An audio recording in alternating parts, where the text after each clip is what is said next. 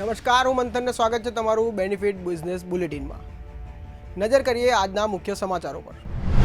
Stock market intraday update. Share બજાર તેજી સાથે બંધ। સેન્સેક્સ 546 પોઈન્ટ ઉછળીને 85,220 પર બંધ। નિફ્ટી 191 પોઈન્ટ વધીને 26,129 પર પહોંચ્યો। એક જ દિવસે રોકાણકારોએ ₹4 લાખ કરોડનો ફાયદો।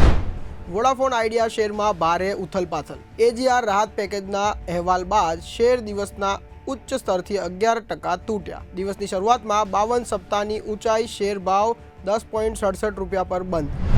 શક્તિ પંપના શેરમાં તેજી। ₹170 કરોડનો મોટો ઓર્ડર મળતા શેર 5%થી વધુ ઉછળ્યો। એમપીયુવીએન પાસેથી સોલર વોટર પંપ સિસ્ટમનો મળ્યો ઓર્ડર। પીએમ કુસુમ યોજના હેઠળ મધ્યપ્રદેશમાં થશે અમલ। સ્ટીલ આયાત પર ભારતનો મોટો નિર્ણય। સ્થાનિક સ્ટીલ ઉદ્યોગને બચાવવા સરકારનું પગલું। ચીન સહિતના દેશોની સસ્તી સ્ટીલ પર 3 વર્ષ માટે ટેરિફ।